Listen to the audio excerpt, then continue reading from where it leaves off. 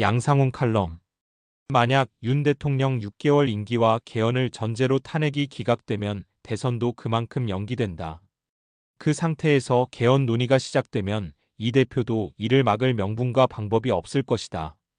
이 기회를 놓치면 우리나라는 다시 개헌의 기회를 잡을 수 없을지 모른다. 다음 대통령 임기 후반기가 되면 또 유력 대선 주자들이 나타날 것이고 그들이 개헌을 가로막을 것이다. 정치권 거의 모두가 개헌이 필요하다고 하지만 바로 이런 다람쥐 쳇바퀴 속에서 개헌론은 헛바퀴만 돌려왔던 것이다. 논박. 양상훈은 마치 개헌만 하면 대한민국의 모든 문제가 해결될 듯한 착각, 즉 개헌 만병통치약이란 거리의 약장수 역할을 하고 있는데 대한민국의 문제는 헌법이라는 제도에 있는 것이 아니고 대한민국의 국민들 중 상당수, 특히 특정 지역을 기반으로 하는 좌익 세력들이 북중러와 연계하여 공산주의, 국제 카르텔에 자신들을 포지셔닝하면서 반대한민국적 이적행위를 하고 있다는 것이 문제라는 것을 이번 윤석열 대통령이 계엄 선포 이유라고 거듭거듭 천명하고 있고 많은 국민들 특히 젊은 세대들이 알고 보니 계엄령이 아니라 계몽령이었다는데 공감하고 있는 것이다. 우리가 이 대목에서 정치꾼들 심지어 윤석열 대통령도 87 체제가 문제가 많다고 하고 있으나 정작 지금 한국의 민주주의가 이 정도로 유지되고 있는 것은 바로 87 체제 덕분이라고 생각한다.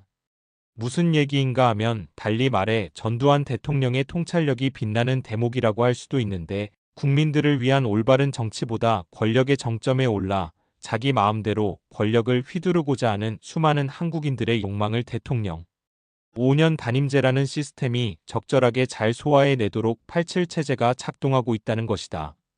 보수 일각에서 헌법 개정을 하면 5년 단임제보다 미국과 같은 4년 중임제를 도입하는 게 바람직하다는 의견이 많으나 그렇게 하는 경우 더욱 정쟁의 경량은 심해질 것이라고 감히 예단한다. 그래도 5년 단임제가 되어 4년보다는 1년 길고 전두환 대통령이 재임했던 7년 단임제보다는 짧아 적절하게 권력이 순환할 수 있는 제도가 지금의 우리 헌법 시스템인 것이다. 만약 정말 인간을 신뢰할 수 있다면 플라톤의 철인 정치와 같이 가장 믿을 만한 사람을 골라 그에게 평생 정치를 담당하게 하는 것이 좋겠지만 오랜 역사에서 그런 인간은 없었다는 뼈아픈 경험에서 이렇게 짧은 단임제 대통령제를 채택하고 있는 것이다.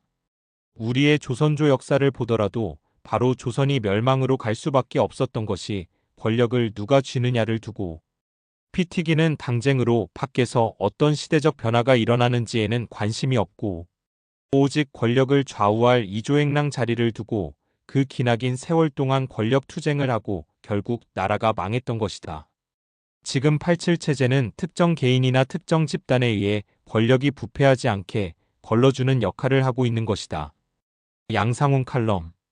윤 대통령이 임기 6개월 약속을 지키게 할 확실한 보장책은 없는 것이 사실이다.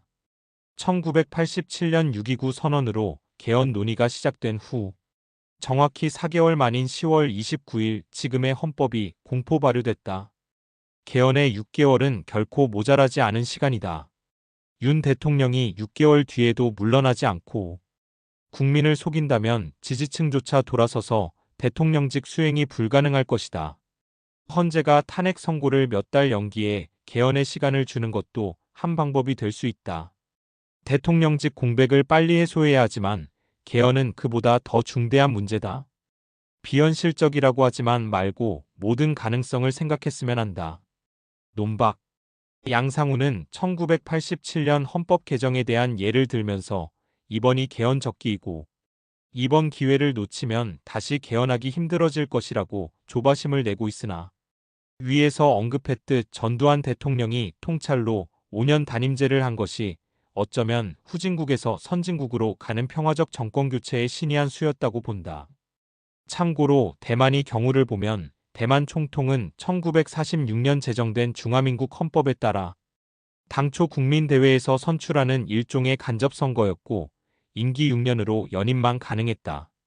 그 뒤 장제스는 공산당의 거센 위협을 빌미로 비상조치를 발동, 총통 권한을 대폭 강화하고 무제한 연임이 가능하도록 헌법을 바꿨다.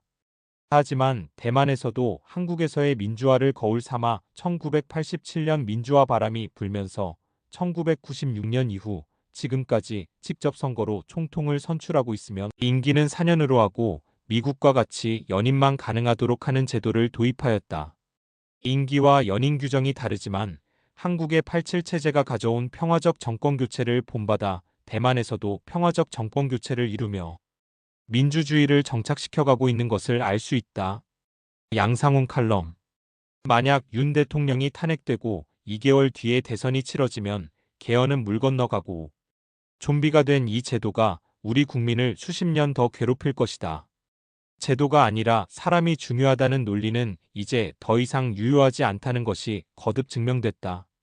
선거에 이기든 지든 100대 0의 싸움이 아닌 60대 40의 경쟁이 되는 권력 구조와 지역 대결을 완화할 선거제로 바꾸면 한국 아민 지역 감정과 망국적 당쟁을 누그러뜨릴 수 있다.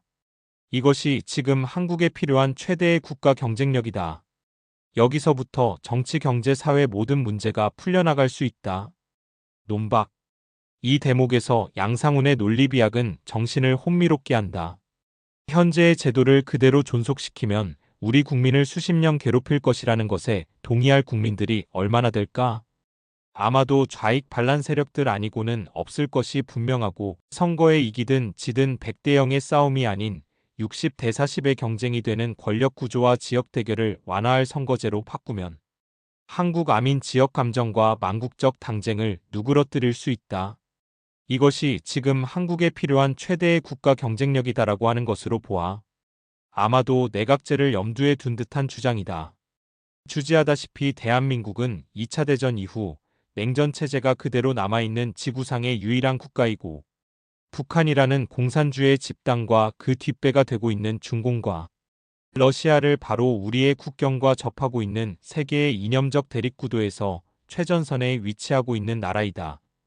이러한 지정학적 위치에서 안일한 내각제보다는 비상시 국가 역량을 총동원하여 일사불란하게 대응할 수 있는 대통령제가 절대적으로 필요하다는 것은 1950년 6.25 전쟁 당시 이승만 대통령의 지도력을 보면서 당연하게 받아들여야 한다는 것이다. 우리의 이러한 대통령을 중심으로 하는 권력 구조를 여의도 정치꾼들이 놀이터가 되어 허접한 정치인들이 날뛰는 내각제가 되어서는 안 된다는 것을 허물고자 하는 것이 바로 북한, 중국, 러시아 등 공산주의 대륙 세력들인 것이다. 우리는 양상훈의 이러한 주장이 바로 저들 북한, 중국, 러시아 등 공산주의 대륙 세력들의 거대한 음모라는 것을 잊어서는 안 될 것이다. 양상훈 칼럼.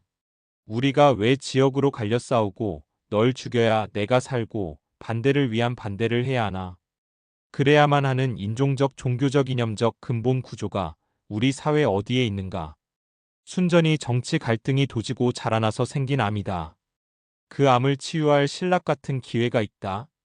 윤 대통령과 헌법재판관들 이 대표가 용기와 결단으로 우리 역사에 또 하나의 6.29 통합의 기적을 탄생시켜 주기를 간절하게 바란다.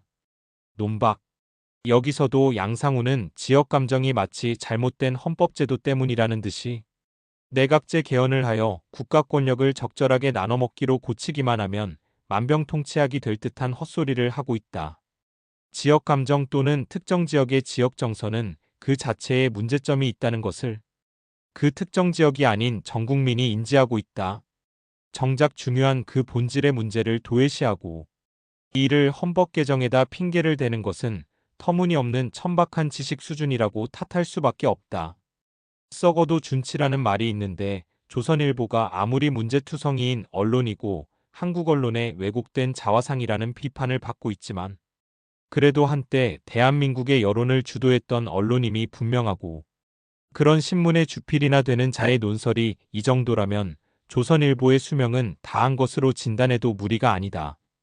그래서 이참에 조중동으로 대변되는 언론사들에 대해 절독 광고, 안주기 게재된 광고 상품, 구매 안 하기 등의 범국민적 운동을 전개해 나가야 한다고 생각한다.